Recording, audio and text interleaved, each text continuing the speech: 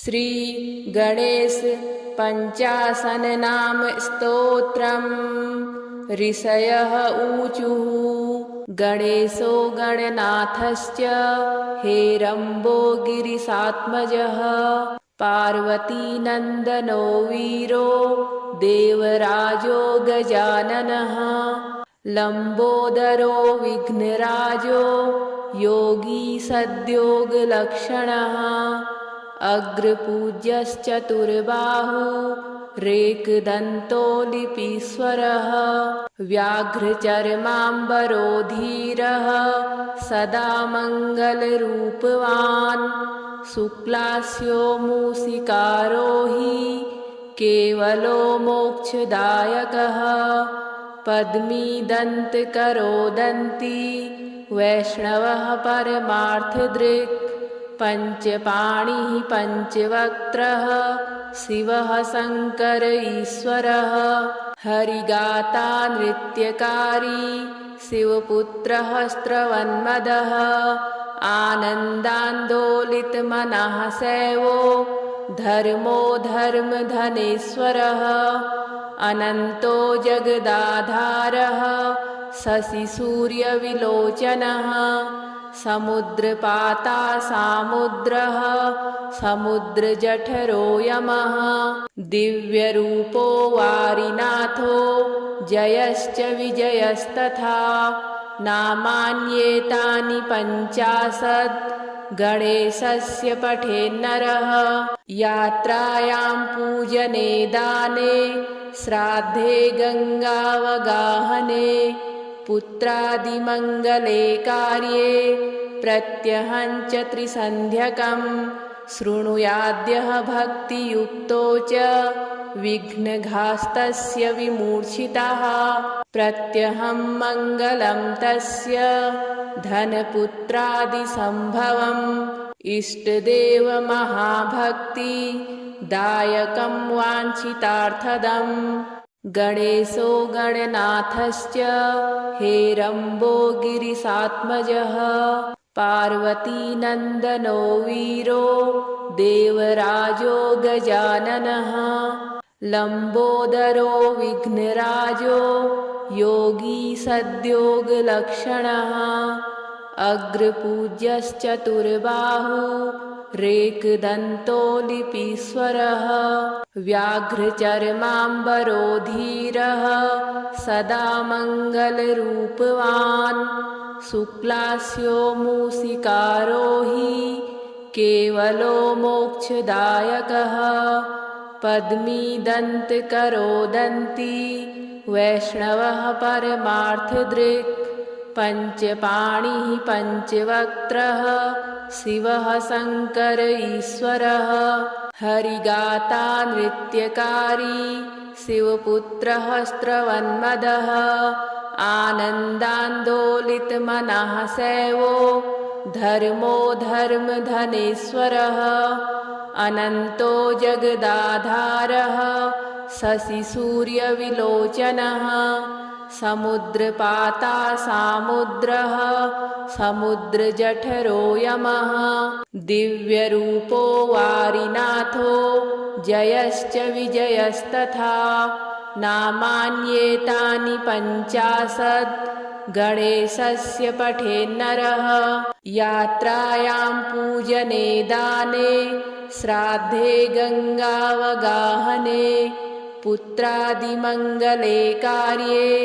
प्रत्यहञ्च त्रिसन्ध्यकं शृणुयाद्यः भक्तियुक्तो च विघ्नघास्तस्य विमूर्छितः प्रत्यहं मङ्गलं तस्य धनपुत्रादिसम्भवम् इष्टदेव महाभक्ति दायकं वाञ्छितार्थदम् गणेशो गणनाथश्च हेरम्बो गिरिशात्मजः पार्वतीनन्दनो वीरो देवराजो गजाननः लम्बोदरो विघ्नराजो योगी सद्योगलक्षणः अग्रपूज्यश्चतुर्बाहु रेकदन्तो लिपीश्वरः व्याघ्रचर्माम्बरो धीरः सदा मङ्गलरूपवान् शुक्लास्यो मूषिकारो हि केवलो मोक्षदायकः पद्मीदन्तकरो दन्ती वैष्णवः परमार्थदृक् पञ्चपाणिः पञ्चवक्त्रः शिवः शङ्कर ईश्वरः हरिगाता नृत्यकारी शिवपुत्रः स्रवन्मदः आनन्दान्दोलितमनः शैवो धर्मो धर्मधनेश्वरः अनन्तो जगदाधारः शशिसूर्यविलोचनः समुद्रपाता सामुद्रः समुद्रजठरो यमः दिव्यरूपो वारिनाथो जयश्च विजयस्तथा नामान्येतानि 50 गणेशस्य पठेन्नरः यात्रायां पूजने दाने श्राद्धे गङ्गावगाहने पुत्रादिमङ्गले कार्ये प्रत्यहञ्च त्रिसन्ध्यकं शृणुयाद्यः भक्तियुक्तो च विघ्नघास्तस्य विमूर्छितः प्रत्यहं मङ्गलं तस्य धनपुत्रादिसम्भवम् इष्टदेव महाभक्ति दायकं वाञ्छितार्थदम् गणेशो गणनाथश्च हेरम्बो गिरिशात्मजः पार्वतीनन्दनो वीरो देवराजो गजाननः लम्बोदरो विघ्नराजो योगी सद्योगलक्षणः अग्रपूज्यश्चतुर्बाहु रेकदन्तो लिपीश्वरः व्याघ्रचर्माम्बरो धीरः सदा मङ्गलरूपवान् शुक्लास्यो मूषिकारो हि केवलो मोक्षदायकः पद्मीदन्तकरो दन्ती वैष्णवः परमार्थदृक् पञ्चपाणिः पञ्चवक्त्रः शिवः शङ्कर ईश्वरः हरिगाता नृत्यकारी शिवपुत्रः स्रवन्मदः आनन्दान्दोलितमनः शैवो धर्मो धर्मधनेश्वरः अनन्तो जगदाधारः शशिसूर्यविलोचनः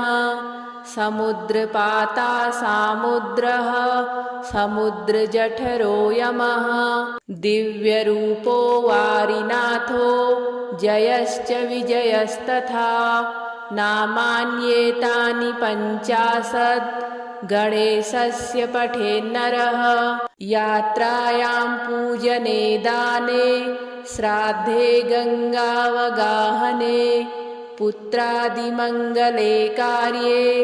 प्रत्यहञ्च त्रिसन्ध्यकं शृणुयाद्यः भक्तियुक्तो च विघ्नघास्तस्य विमूर्छितः प्रत्यहं मङ्गलं तस्य धनपुत्रादिसम्भवम् इष्टदेव महाभक्ति दायकं वाञ्छितार्थदम् गणेशो गणनाथश्च हेरम्बो गिरिशात्मजः पार्वतीनन्दनो वीरो देवराजो गजाननः लम्बोदरो विघ्नराजो योगी सद्योगलक्षणः अग्रपूज्यश्चतुर्बाहु रेकदन्तो लिपीश्वरः व्याघ्रचर्माम्बरो धीरः सदा मङ्गलरूपवान् शुक्लास्यो मूषिकारो हि केवलो मोक्षदायकः पद्मीदन्तकरो दन्ती वैष्णवः परमार्थदृक् पञ्चपाणिः पञ्चवक्त्रः शिवः शङ्कर ईश्वरः हरिगाता नृत्यकारी शिवपुत्रः स्रवन्मदः आनन्दान्दोलितमनः सेवो धर्मो धर्मधनेश्वरः अनन्तो जगदाधारः शशिसूर्यविलोचनः समुद्रपाता सामुद्रः समुद्रजठरो यमः दिव्यरूपो वारिनाथो जयश्च विजयस्तथा नामान्येतानि 50 गणेशस्य पठेन्नरः यात्रायां पूजने दाने श्राद्धे गङ्गावगाहने पुत्रादिमङ्गले कार्ये प्रत्यहञ्च त्रिसन्ध्यकं शृणुयाद्यः भक्तियुक्तो च विघ्नघास्तस्य विमूर्छितः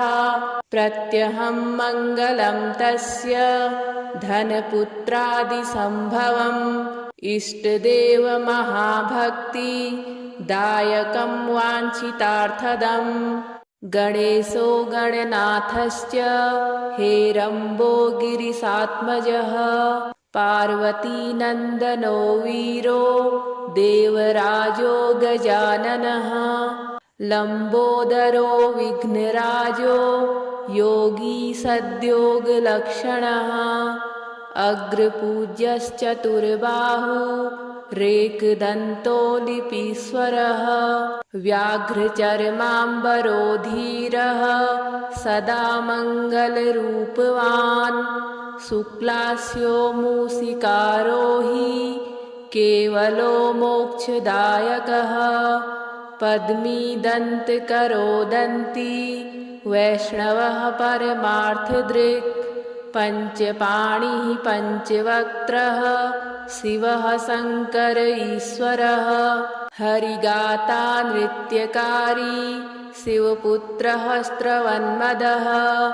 आनन्दान्दोलितमनः सेवो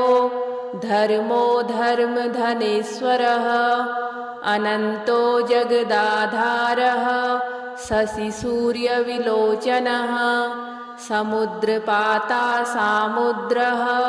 समुद्रजठरो यमः दिव्यरूपो वारिनाथो जयश्च विजयस्तथा नामान्येतानि 50 गणेशस्य पठेन्नरः यात्रायां पूजने दाने श्राद्धे गङ्गावगाहने पुत्रादिमङ्गले कार्ये प्रत्यहञ्च त्रिसन्ध्यकं शृणुयाद्यः भक्तियुक्तो च विघ्नघास्तस्य विमूर्छितः प्रत्यहं मङ्गलं तस्य धनपुत्रादिसम्भवम् इष्टदेव महाभक्ति दायकं वाञ्छितार्थदम् गणेशो गणनाथश्च हेरम्बो गिरिशात्मजः पार्वतीनन्दनो वीरो देवराजो गजाननः लम्बोदरो विघ्नराजो योगी सद्योगलक्षणः अग्रपूज्यश्चतुर्बाहु रेकदन्तो लिपीश्वरः व्याघ्रचर्माम्बरो धीरः सदा मङ्गलरूपवान् शुक्लास्यो मूषिकारो हि केवलो मोक्षदायकः पद्मीदन्तकरो दन्ती वैष्णवः परमार्थदृक् पञ्चपाणिः पञ्चवक्त्रः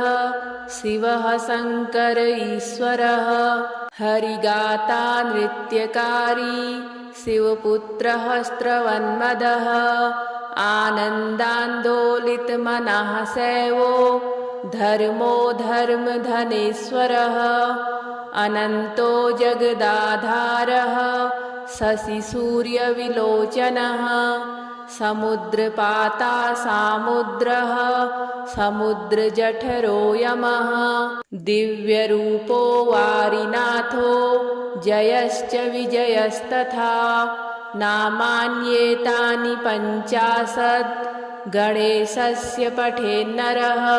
यात्रायां पूजने दाने श्राद्धे गङ्गावगाहने पुत्रादिमङ्गले कार्ये प्रत्यहं च त्रिसन्ध्यकं शृणुयाद्यः भक्तियुक्तो च विघ्नघास्तस्य विमूर्छितः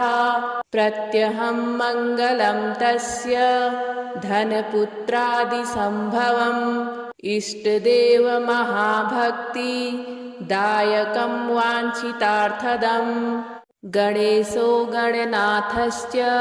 हेरम्बो गिरिशात्मजः पार्वतीनन्दनो वीरो देवराजो गजाननः लम्बोदरो विघ्नराजो योगी सद्योगलक्षणः अग्रपूज्यश्चतुर्बाहु रेकदन्तो लिपीश्वरः व्याघ्रचर्माम्बरो धीरः सदा मङ्गलरूपवान् शुक्लास्यो मूषिकारो हि केवलो मोक्षदायकः पद्मीदन्तकरो दन्ती वैष्णवः परमार्थदृक् पञ्चपाणिः पञ्चवक्त्रः शिवः शङ्कर ईश्वरः हरिगाता नृत्यकारी शिवपुत्रः स्रवन्मदः आनन्दान्दोलितमनः शैवो धर्मो धर्मधनेश्वरः अनन्तो जगदाधारः शशिसूर्यविलोचनः समुद्रपाता सामुद्रः समुद्रजठरो यमः दिव्यरूपो वारिनाथो जयश्च विजयस्तथा नामान्येतानि 50 गणेशस्य पठेन्नरः यात्रायां पूजने दाने श्राद्धे गङ्गावगाहने पुत्रादिमङ्गले कार्ये प्रत्यहं च त्रिसन्ध्यकं शृणुयाद्यः भक्तियुक्तो च विघ्नघास्तस्य विमूर्छितः प्रत्यहं मङ्गलं तस्य धनपुत्रादिसम्भवम् इष्टदेव महाभक्ति दायकं वाञ्छितार्थदम् गणेशो गणनाथश्च हेरम्बो गिरिशात्मजः पार्वतीनन्दनो वीरो देवराजो गजाननः लम्बोदरो विघ्नराजो योगी सद्योगलक्षणः अग्रपूज्यश्चतुर्बाहु रेकदन्तो लिपीश्वरः व्याघ्रचर्माम्बरो धीरः सदा मङ्गलरूपवान् शुक्लास्यो मूषिकारो हि केवलो मोक्षदायकः पद्मीदन्तकरो दन्ती वैष्णवः परमार्थदृक् पञ्चपाणिः पञ्चवक्त्रः शिवः शङ्कर ईश्वरः हरिगाता नृत्यकारी शिवपुत्रः स्रवन्मदः आनन्दान्दोलितमनः शैवो धर्मो धर्मधनेश्वरः अनन्तो जगदाधारः शशिसूर्यविलोचनः समुद्रपाता सामुद्रः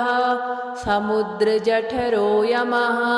दिव्यरूपो वारिनाथो जयश्च विजयस्तथा नामान्येतानि 50 गणेशस्य पठेन्नरः यात्रायां पूजने दाने श्राद्धे गङ्गावगाहने पुत्रादिमङ्गले कार्ये प्रत्यहं च त्रिसन्ध्यकं शृणुयाद्यः भक्तियुक्तो च विघ्नघास्तस्य विमूर्छितः प्रत्यहं मङ्गलं तस्य धनपुत्रादिसम्भवम् इष्टदेव महाभक्ति दायकं वाञ्छितार्थदम् गणेशो गणनाथश्च हेरम्बो गिरिशात्मजः पार्वतीनन्दनो वीरो देवराजो गजाननः लम्बोदरो विघ्नराजो योगी सद्योगलक्षणः अग्रपूज्यश्चतुर्बाहु रेकदन्तो लिपीश्वरः व्याघ्रचर्माम्बरो धीरः सदा मङ्गलरूपवान् शुक्लास्यो मूषिकारो हि केवलो मोक्षदायकः पद्मीदन्तकरो दन्ती वैष्णवः परमार्थदृक् पञ्चपाणिः पञ्चवक्त्रः शिवः शङ्कर ईश्वरः हरिगाता नृत्यकारी शिवपुत्रः स्रवन्मदः आनन्दान्दोलितमनः शैवो धर्मो धर्मधनेश्वरः अनन्तो जगदाधारः शशिसूर्यविलोचनः समुद्रपाता सामुद्रः समुद्रजठरो यमः दिव्यरूपो वारिनाथो जयश्च विजयस्तथा नामान्येतानि 50 गणेशस्य पठेन्नरः यात्रायां पूजने दाने श्राद्धे गङ्गावगाहने पुत्रादिमङ्गले कार्ये प्रत्यहञ्च त्रिसन्ध्यकं शृणुयाद्यः भक्तियुक्तो च विघ्नघास्तस्य विमूर्छितः प्रत्यहं मङ्गलं तस्य धनपुत्रादिसम्भवम् इष्टदेव महाभक्ति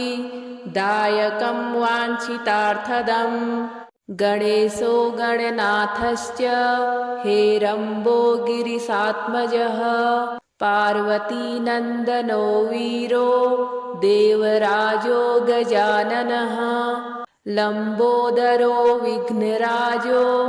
योगी सद्योगलक्षणः अग्रपूज्यश्चतुर्बाहु रेकदन्तो लिपीश्वरः व्याघ्रचर्माम्बरो धीरः सदा मङ्गलरूपवान् शुक्लास्यो मूषिकारो हि केवलो मोक्षदायकः पद्मीदन्तकरो दन्ती वैष्णवः परमार्थदृक् पञ्चपाणिः पञ्चवक्त्रः शिवः शङ्कर ईश्वरः हरिगाता नृत्यकारी शिवपुत्रः स्रवन्मदः आनन्दान्दोलितमनः शैवो